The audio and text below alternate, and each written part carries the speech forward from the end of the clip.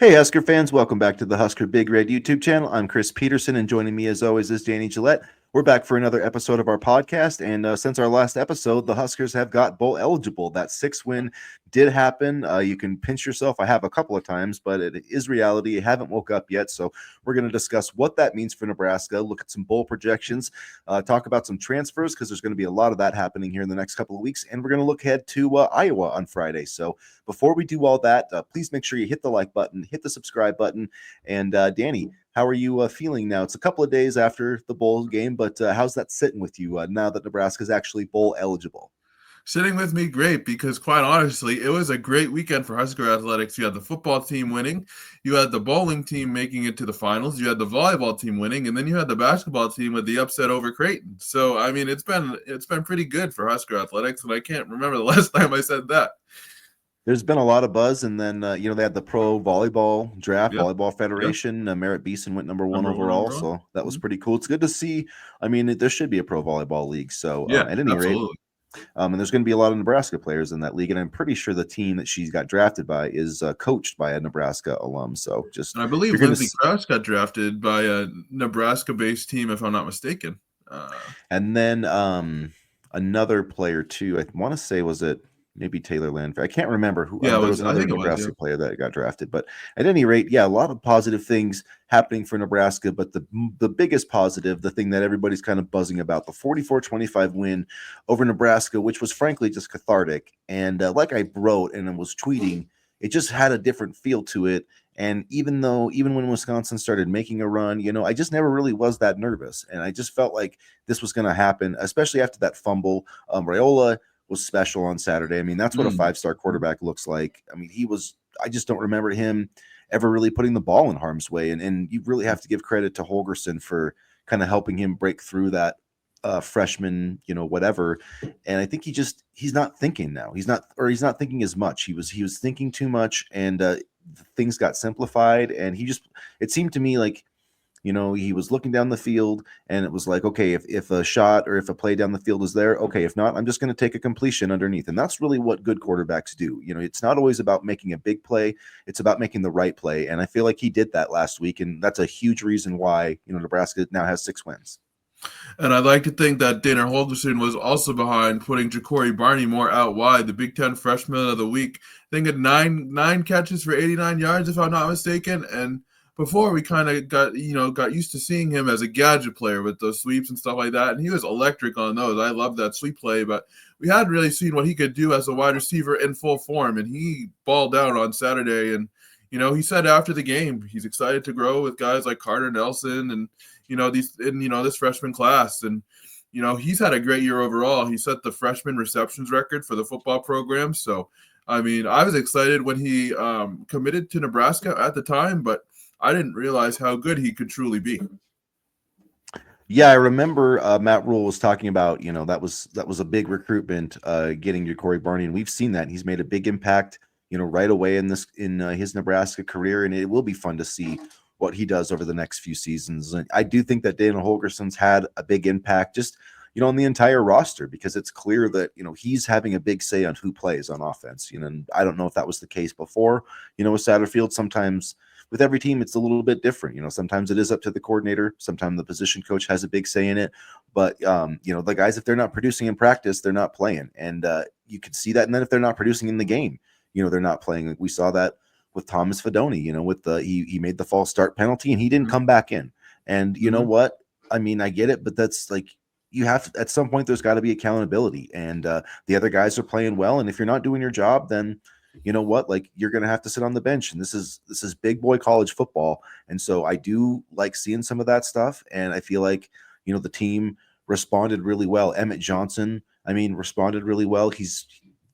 Holgerson challenged the running backs and the receivers. And I was kind of down on the receivers last week, and I have to give them credit. They played a lot better. And I know Isaiah Nair dropped that touchdown pass, or, he didn't drop it. Excuse me. He didn't quite get his foot in, but those guys played a lot better. They played a lot Banks better. played great, yeah. Yeah, Banks played great. Barney has kind of been that guy all year, but just got more opportunities. And then you look at the running backs too. Dowdell had the 3 touchdowns, over 4.5 yards a carry.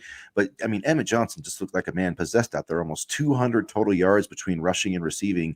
And it's like, some people are like, where's this been all year? And, he just hasn't been that guy all year. So it's kind of like, whatever Holgorsen has done to light a fire under the entire offense has worked beautifully. So that was a genius move by Matt Rule. Now sitting here 2 weeks out, that's, maybe that move may have saved, his job and kind of course corrected the future of this program. And that's, Scott Frost wasn't able to do that. He wasn't able to kind of self-evaluate and say, like, this is not working, where you have to give Matt Rule credit for that. Some things have not worked, but at least he's able to look at that and say, like, hey, I've got to change this. And that's what because not everything you do as a coach is going to work.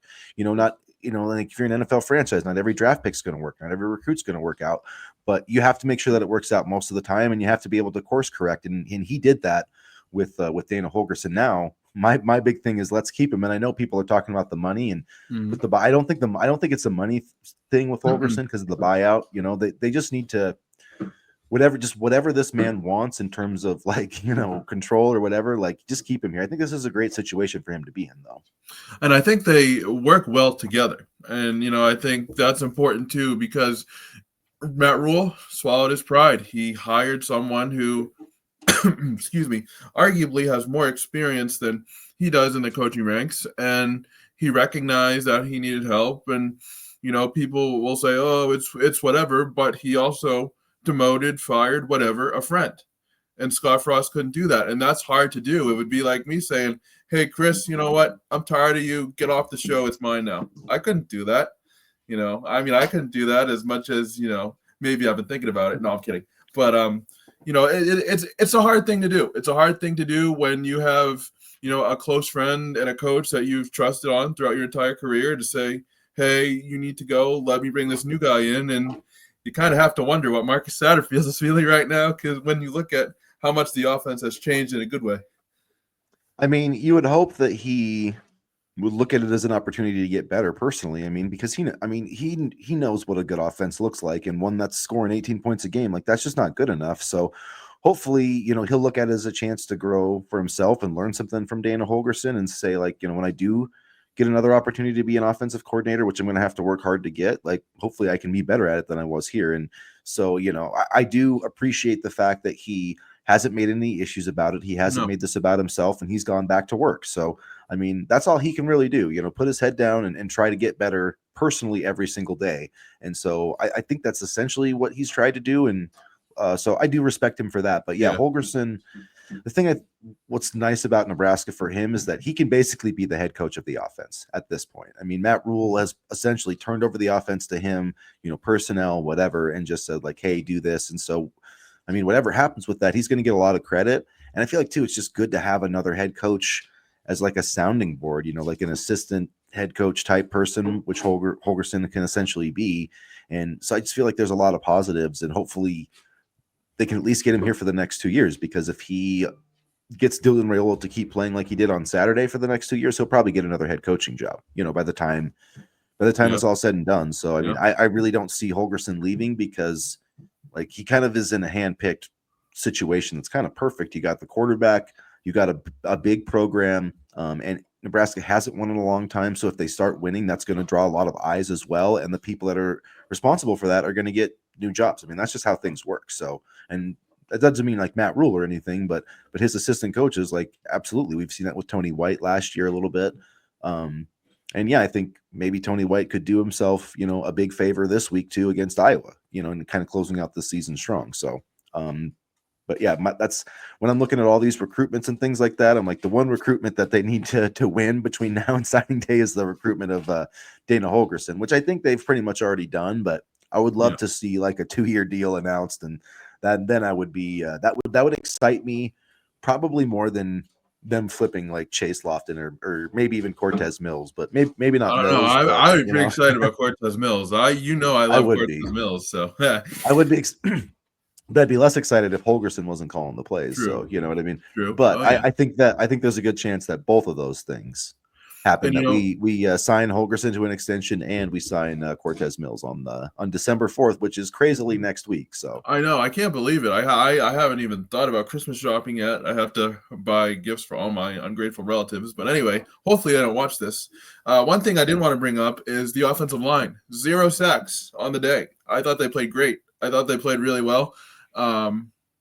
And, I thought they did a good job of both in pass protection and run blocking, and we saw it with the running backs, obviously. They had a huge day, and I thought pass protection held up really well, so shout out to them. I know they've been up and down, but I thought they played really well last week.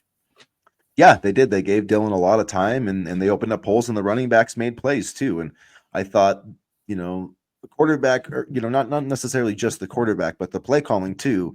It helps your offensive Yeah. line if you're getting the ball out quickly. You're not. It's not designed to sit there and have them block for 3, 4, 5 seconds. No. If you get beyond 3 seconds, then it starts to be on the quarterback a little bit. You know what I mean? Like you gotta get the ball out. So yeah, the offensive line was great. I mean, the pass defense was a little concerning, I guess, against Wisconsin, but I mean, it is what it is. They gave up, they gave up some stuff in the second half, but for the most part, they got the stops when they needed to. They got that fourth down stop. They forced the fumble. They got the interception.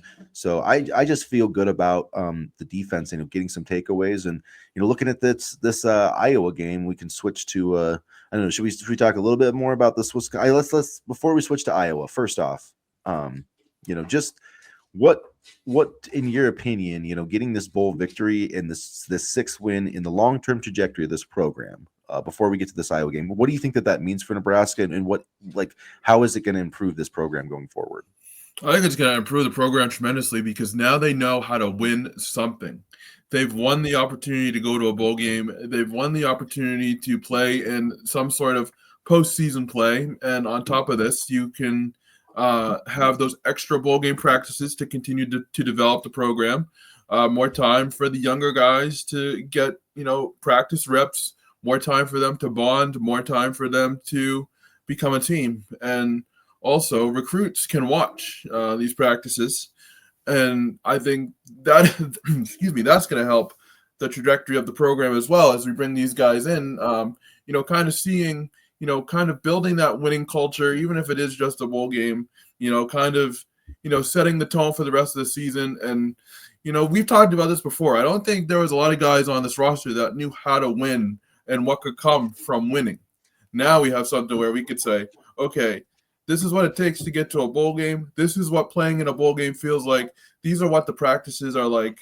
Let's try to aim higher next year and, see what we can do. But now they at least have something where they can say, all right, now we know what it takes to get to point X, and this is what we have to do throughout the course of the season.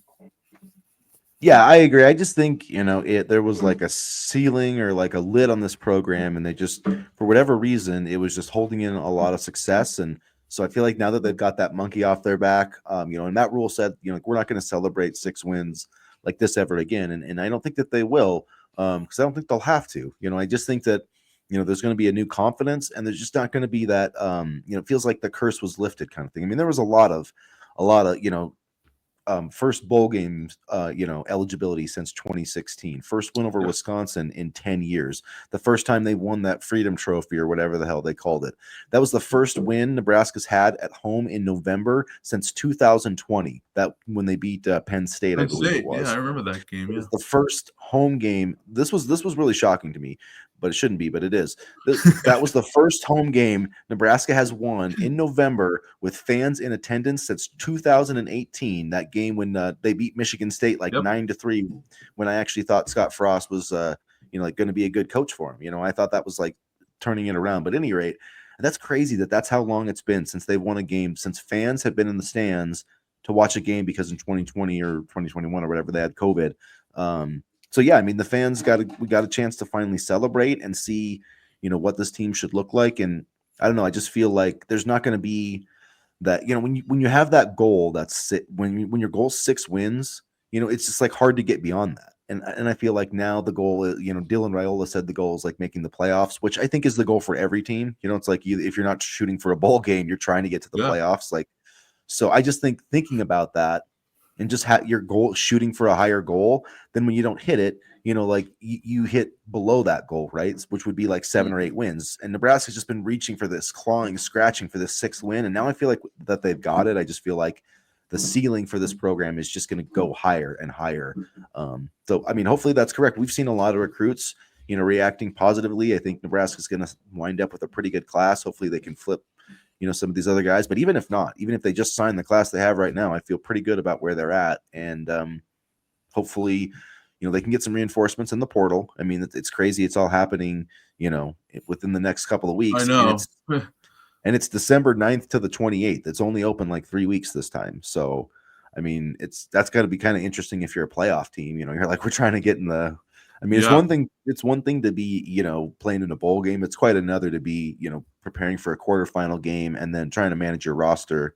But I guess like maybe that could be an advantage because the players might not leave because they're on a playoff team. Like, I don't know.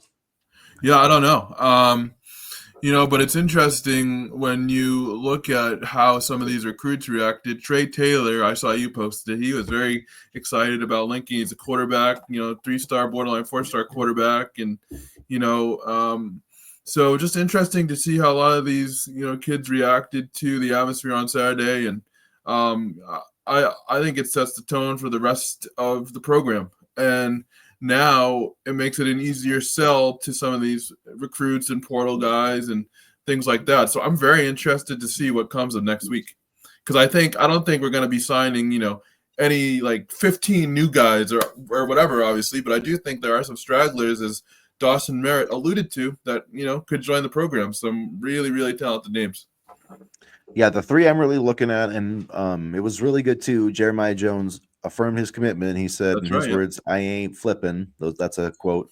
I as in IAN flipping, you know what I mean? But that's what he wrote. So and then he had the corn emojis. So he says he's not flipping. And guys I'm watching, Cortez Mills, Michael Terry, and Chase Lofton. Those are the three. There's also the guy who's committed to Cal. But I was kind of I'm not sure. I was thinking that was kind of connected to Jones. Like if Jones flipped, they would get him. So, I mean, I still wouldn't mind him in the class, but those three guys are the ones I'm watching. It'll be interesting to see how that kind of plays out. But and another thing before we get to Iowa, just really quickly, now that for the first time, and it was so fun to do bowl projections this week because it wasn't like a hypothetical thing, like we're actually going to a bowl game. So just really quick, here's a rundown. We've got 2 projections for the Guaranteed Rate Bowl in Phoenix. We've got 4 projections for the Pinstripe Bowl in New York, 2 for the Music City Bowl, and 2 for the Duke's Mayo Bowl. So a lot of places Nebraska could still go. And if they beat Iowa, I think that they have a chance to play in God, what's that one? The ReliaQuest Bowl, the Outback Bowl, essentially, because they're going to be, if they win that game, they'll be 7-5, and Nebraska fans are going to be so stoked to go to this bowl game, like it's going to sell out wherever it is. So, I think Nebraska, if they can beat Iowa, I think they have a chance to move up pretty far in the bowl pecking order. And this season reminds me so much of Bo Pelini's first season as head coach. And they like barely got bowl eligible, and they were like 6-5 going into the last game. They beat Colorado. That's when Alex Henry hit that field goal. Yep. Then they beat Clemson. They finished 8-5, and then they won like 9 games in a row the next 4 years. And I feel like this team has a chance to do that and build that momentum. See, Danny's dog agrees with me, so they have a chance to really build that momentum and kind of move into that next level like we've been talking about. But you got to win this game against Iowa. Not that it loses your momentum, but it definitely would hinder it just slightly. So that's what I've been thinking about all week. Danny's going to let his dog out just really quickly. But that's what I've been thinking about all week. Now that I just have a chance to ramble for just a second, this season there's so many parallels to that 2008 season. Joe Gans playing quarterback. It was Ndamukong Suh made the big interception. And I remember watching that game on Black Friday with Alex Henry, and I thought, man, don't take a sack, and Joe Gans gets sacked, and then we have to make the 58-yarder. But that was a turning point for this program. I feel like last Friday was a turning point, but this Friday could also be a turning point against Iowa because I don't know, man, just getting your first winning season, and then you get a chance to go into your bowl game. And a lot of bowl games, in my opinion, are about who's the most motivated team, who wants to be there the most. And that's going to be Nebraska because they haven't been in a bowl game. So I really feel like these guys are going to kind of treat it like, hey, this is my Super Bowl. I'm trying to play in this game, trying to win that game. So I feel like Nebraska could win these last 3 games. That would give you a ton of momentum and a lot of confidence going into next season. So I was just kind of rambling there about how this team reminds me of the 2008, the Bo Pelini year. And I just really feel like that's why this game is so important. That's what this just mirrors the 2008 Colorado game. And, I feel like just winning winning breeds winning. Success breeds success. And you start winning this game, you get another trophy, you go to the bowl game, you get another trophy. Because, I mean, make no mistake, Nebraska is going to be highly motivated for that bowl game. So I kind of feel sorry for whoever plays them because, like you always hear the announcers like trying to say why each team's motivated, and like I really don't see Nebraska having many opt-outs. So like, Yeah. I mean, I know somebody even put like I was like, man, it'd be cool if Nebraska got matched up against like Ole Miss, and someone was like, oh, Nebraska wants no part of Ole Miss. Well, it's like, well, who for Ole Miss is even going to be playing? You know what I mean? Like, we don't even know, and they're not going to be excited to be in the Music City Bowl. Like they want to be in the playoff. Where Nebraska is going to be. This bowl game is going to be like their Super Bowl, like literally for this season, because none of them have ever been there. So even if it's the guaranteed rate bowl in Phoenix, Arizona, like those players want to raise that trophy. I guarantee you. So I think it's going to be fun. My dog doesn't want to go outside because it's raining, so if I have to stop again, that's why. But I was looking at the Pinstripe Bowl selfishly. I mean, I don't think I would end up going. I don't think I would end up going because it's cold and it's in a baseball stadium, obviously. But the Pinstripe Bowl, I can remember Penn State when they were on the death penalty against Boston College in 2014, and Boston College missed a field goal to win the game. But anyway, I think for like a team like Ole Miss, like you said, they kind of probably wouldn't want to be there, whereas Nebraska, would definitely seize the opportunity. So we could have a chance to kind of, make some noise. And I saw others, other bowl projections where we matched up against LSU. I wouldn't want LSU. I forget which bowl it was, but I mean, there's some teams I absolutely wouldn't want. I would love to see an Oklahoma game just because of the rivalry, but time will tell. I guess for me, like, because I really want Nebraska to have a winning season. Like, that's the one thing, 7-6 would just sound a lot better than 6-7. Like, it would be, kind of a bummer to lose the next two games. So if they beat Iowa, like, yeah, but I don't care who they play. Like, bring on LSU, because then at that point, like, whether it's LSU or anybody, like, even if they lose, I don't think it would be that big a deal. But if you're Nebraska and you get a chance to beat a team like LSU, then I feel like that just would give you even that much more confidence. And it's like almost like a zero. You have nothing to lose. You made your bowl game. Like if you lose the bowl game, like whatever, it's not that big a deal. But if you win that bowl game, like say you're in the ReliaQuest Bowl and you're playing LSU, and you're way more motivated than they are, and you beat that team, like I just feel like that's one situation where a bowl game really does mean something, because it's like bowls are all about the eye of the beholder, right? Like we saw last year, like Florida State didn't care after they got left out, and Georgia did care because they did get left out of the playoff. And those two teams, like it would have been a lopsided game one way either way, but it was more lopsided because Georgia was motivated and Florida State wasn't. So I just feel like if they beat Iowa, I want them to play somebody really good. If they lose, I want them to play somebody that they can beat so they can get that 7th win. So that's my TED talk on the bowl selection process. My mic was muted there. And this playoff committee, they had 3 lost SEC teams in the playoff rankings up until last week. I think there still might be one in there. So assuming there's no playoff bias, who's not to say that Nebraska could sneak in next year? Although we all know there's bias, and we're not in the SEC, so probably not. But it's just interesting rules for thee, but not for me. And the SEC feeds off that. I know the SEC feeds off their reputation because like they haven't been that great in non-conference games this year. So I mean, like we'll see how it works out. But yeah, the playoff. But if you look, I saw somebody that was comparing Boise State's resume to Texas, and Boise State's resume actually like looks better right now than Texas's. So I mean, how Georgia's fallen so far, and yet they've had the toughest schedule in college football. I mean, if I was going to vouch for any SEC team, it would be them. It'd be Georgia, yeah, and it's going to be interesting to see Texas and Texas A&M on this week. So that I think the winner of that game is going to the SEC championship game. So that's the thing. Even though A&M's like not even ranked that high, you went out, you're still in. Then the Big 12, I think 9 Big 12 teams right now can still make the title game. Like that's craziness. How is Alabama still in the playoff ranking? Like I don't get that at all. I don't get that. They just got smoked by Oklahoma. Like, I mean, come on, that should eliminate you. That should eliminate you. Yes, 100%. We should one of these days. We should just do like a whole like college football playoff show. No Nebraska. Just talk about college football because I have my gripes with Alabama still being in there. I mean, this is one of the weaker Alabama teams, and yet I don't know. Must be the name. Then the network executives must have made a call to have Alabama stay in the playoff. I mean, so they beat They beat Georgia. Yeah, Did they beat Tennessee? No, they lost to Tennessee. they lost. So yeah, and they lost to Tennessee.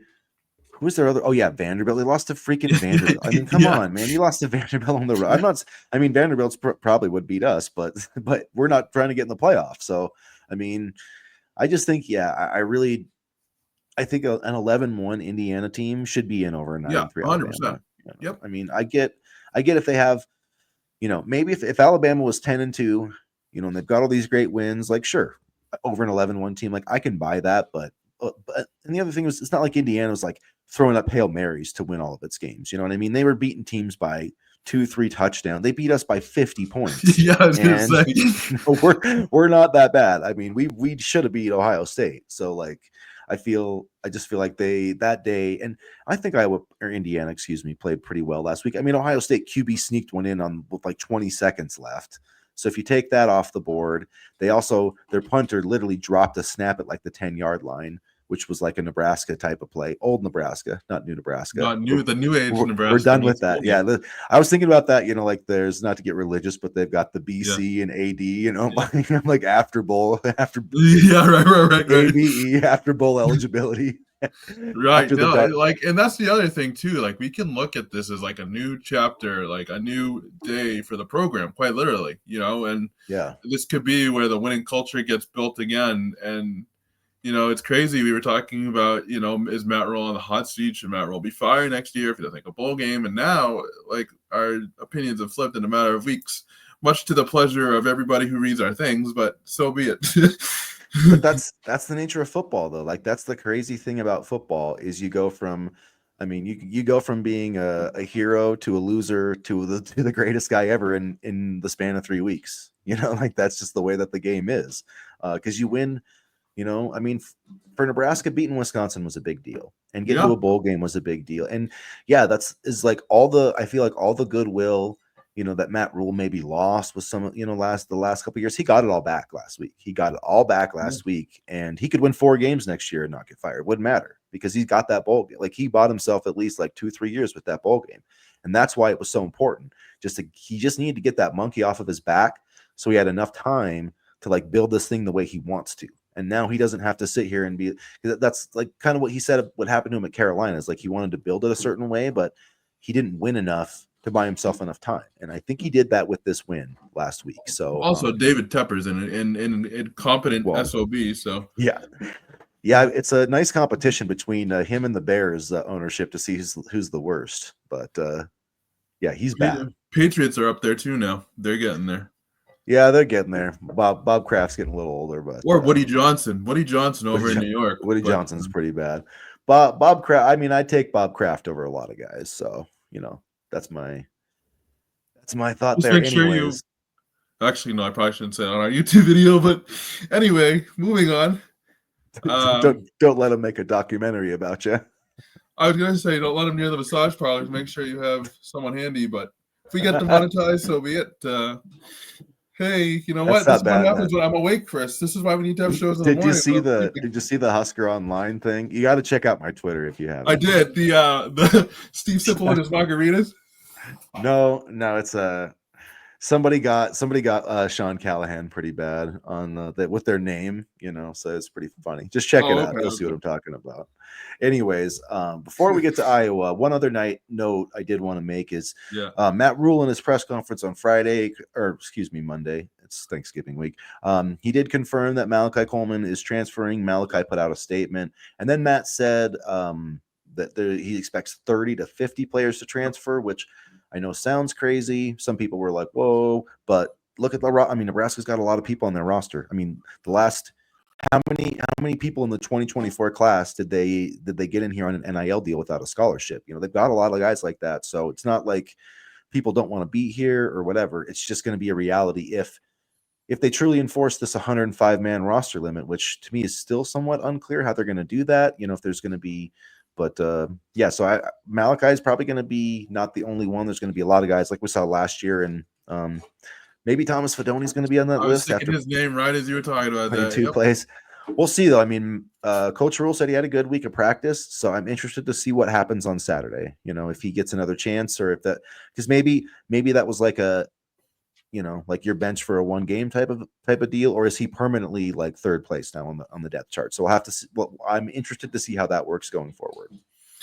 My personal, just like no holds barred opinion, as if I've been professional this whole show, is that Fedoni has trouble running. Like you watch him run, and he just struggles to move, and that's a result of his injuries. Like that's not a result of effort or anything like that. So, Yeah. I just kind of wonder, because when we put Nate Borkacher in the game on Saturday, I thought he played really well. So I mean, and then you talk about the guys that we have coming in. Carter Nelson next year, like not coming in, but making more of an impact. Hopefully, we see Carter Nelson and some of these guys. So I could definitely see Fedoni leaving, and I could definitely see a lot of surprise names that we may not think initially because of the roster limits coming into play. And it's going to make the transfer portal a mess. And I hope a lot of these guys find homes, but at the same time, we can also take from the transfer portal. So I'm curious to see if we can add anybody. And like who if I was an FCS coach and I live in a state with two FCS programs, like I'd be like, this is Christmas, because you're getting a lot of guys like from a program in Nebraska who should have been probably at FCS teams. Like they've passed up FCS offers to take walk-on deals with Nebraska. So a lot of those guys I think will find spots. Not all of them are going to land in the FBS, but there's a lot of college football beyond that. And so unfortunately, some of these big programs aren't just going to get to hoard, all these players just, in case Nebraska's like, oh, well, someday we might need like the 6th-string linebacker. You know what I mean? Like at the end of the day, it might not be bad for some of these guys to go play, although they won't get to be Huskers, but they will get to go somewhere and probably actually play more than they would at Nebraska. So I don't know. There's two sides of it, but it is kind of a bummer for guys that, really do want to be a Nebraska football player, but maybe now won't get their chance to work their way up like they did before.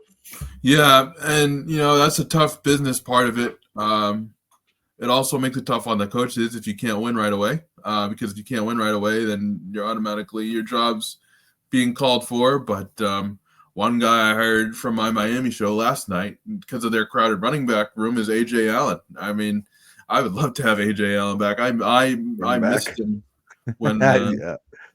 Yeah. That would be interesting. I wonder if they would give it. I'm sure they would. I don't know if he'd be interested, but that's a guy I would pay money to get back here. Well, when you're in the portal and you're in the portal with, let's see, thousands of other kids, and somebody offers you a job, because that's what they are now. They're jobs. Let's be real here. You take it.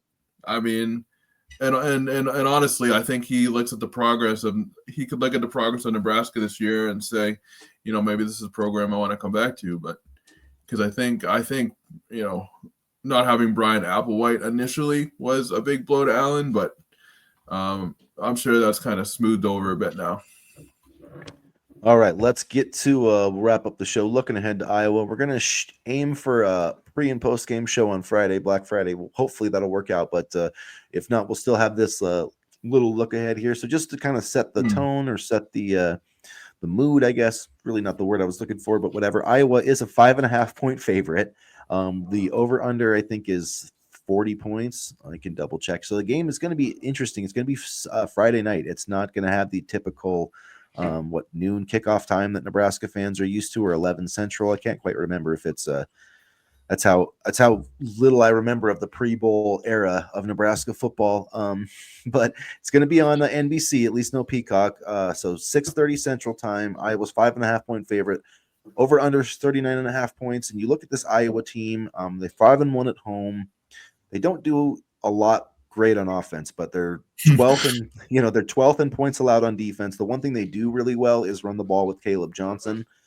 So when he's gone over 100 yards, they're 5-0 in Big Ten play. When he's under 100 yards, they're 0-3. So if you want to look at a key to the game, it's contain Caleb Johnson, because their other quarterback, their walk-on quarterback, or really whoever, they average 133 yards per game. They have two receivers, folks, that have over 200 yards receiving. Two. That is it. Two.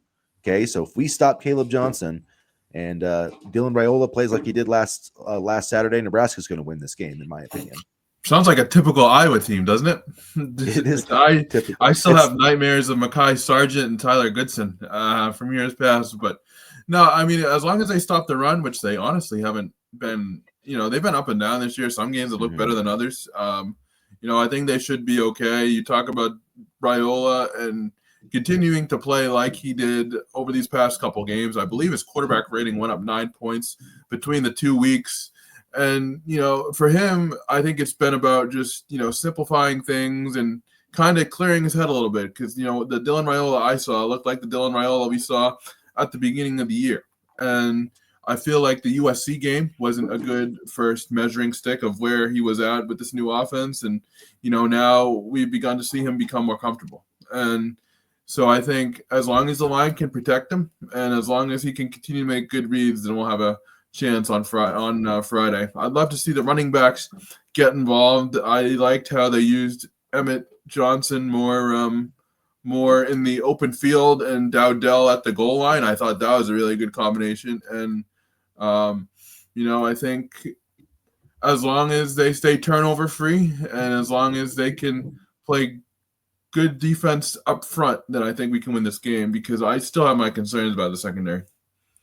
Yeah, definitely. I have concerns about the secondary too. And, the thing about Iowa is they find a way with play action. They find a way to make enough plays in the passing game, and they're plus 11 in turnover differentials. So that's how they win. And their defense, they're really good on defense. They're 17th in yards allowed. They're 12th in points allowed. That's nationally. They average 29 points a game. So they actually do average more points than Nebraska does. And that's, like Caleb Johnson's leading the Big Ten in rushing. He's got like 1,400 yards. And looking back to last week, Nebraska did outgain Wisconsin on the ground, but partially Wisconsin kind of had to abandon the running game. They had 22 rushing attempts, not counting sacks, for 116 yards, which is 5.2 a carry. So that is a little bit worrisome. Wisconsin always runs it really well, though, but I don't know. I feel like this is one of those games where you just need to dare Iowa to beat you with the pass. And then on the other, like I would probably – maybe even see some man coverage. Just like get your safeties up in the box and make that kid beat you with his arm. Just do not let Caleb Johnson beat you. Like that's going to drive me crazy. I don't love the idea of man coverage with our corners, but I know, but I'd also don't, I just feel like, make them do some, just do not let them beat you with Caleb Johnson running the ball. Like it's that Bill Belichick thing, like take away what they're good at, and if you do that, I just feel like Nebraska has at least good enough athlete. Like I'm not like they're not Ohio State, like they might make some play. Like if you're in man-to-man coverage, like you can get beat, you're just throwing the ball up for grabs, like it happens. But I don't know. I feel like if they can just establish, stopping the run, like if they, sell out and do it, like I feel like they're going to have a really good chance to win this game. And I don't know. The thing about Iowa is, man, like they're so interesting because, when you talk about like all the signs stuff, it just, and it's like when you're playing Iowa, you don't need signs basically because you know what they're going to do. On defense, they're going to basically sit down. They're going to play their cover 2, and they're just going to hit the crap out of you. You know what I mean? And they're going to run their outside zone. They're going to play action. Like they'll have a few trick plays. They have their special team stuff. You know what I mean? But like what they're going to do. They just do what they do really well. And so I'm interested to see how Holgerson's going to attack this defense. They have given up a few big plays, but it can be.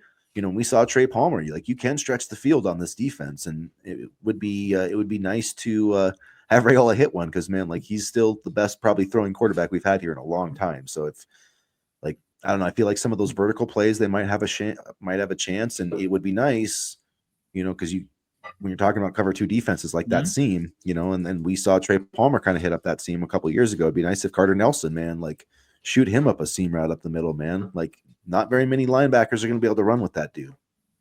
Do you have any bold predictions for this game? We can do one. If you want. My bold prediction, I'm going to say that Dylan Raiola has multiple touchdowns in this game. At least one passing, but I feel like maybe this is a game where he, gets one into the end zone running the ball. But either way, I feel like, he's going to throw for over 200 yards and he's not going to have an interception. I feel like Jakori Barney will have over 100 receiving yards. I loved what they did with him out wide last week, and I want to see them, and I want to see more of that. Yeah, he's going to have I think he's going to have a big role this week, just moving around. And sometimes with Iowa, you'd have to be patient, catch a lot of underneath stuff, but like he's a guy who can do things, with the ball in his hands. I'd like to see him get it to Emmett Johnson more in the passing game and just be patient. Yeah. That's the thing, is just be patient. Don't give the ball to, like, punting the ball against Iowa is okay. What you can't do is turn the ball over against these guys. And we saw it, like, that's why we didn't beat them last year, because we turned it over on that last damn possession. Like, that's how they win. They just muck it up. They muck it up, and then they find a way to let you lose the game. I mean, really, if you look at this series between Nebraska and Iowa, like, I'll give them credit. They've driven down when it's been tied, like, and got some field goals at the end. But more often than not, Nebraska just mucks it up at the end, and they just sit there and kind of wait for Nebraska to make a mistake. So hopefully that doesn't happen this year. Yeah, no, I'm hoping it doesn't happen this year either, and I don't think it will. I think Nebraska is, they finally have. I keep going back to this. They finally have that bowl game curse lifted, so I think we're going to see them play free and fast and confident.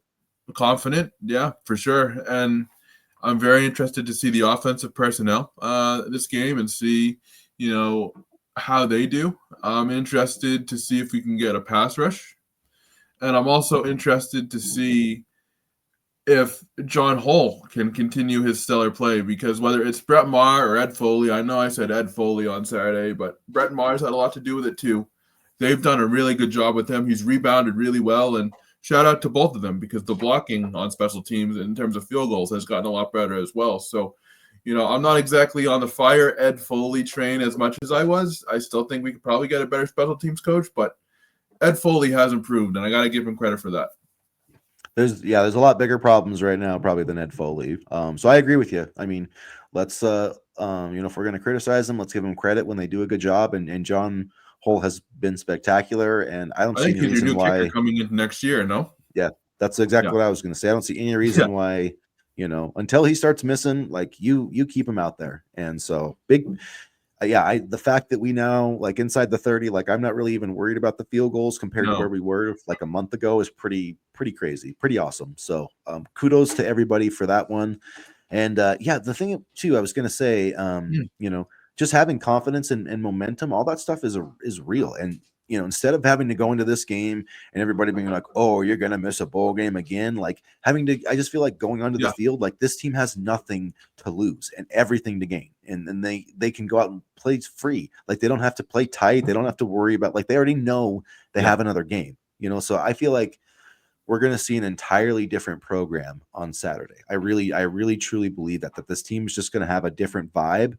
And I feel like they're not going to be as tight in those close games as they were. They're just not, like, I feel like that weight really has been lifted, and hopefully it translates to the field. But I'm really excited about what this means for Nebraska football going forward. Part of building a program is learning how to win.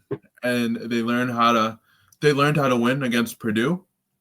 I thought they did a good job of, learning how to win Friday, and they're starting to build that culture. They're starting to build that culture of winning, even if it's just a bowl game for now. They're learning how to bounce back and, get themselves out of difficult situations, and it's with a freshman quarterback.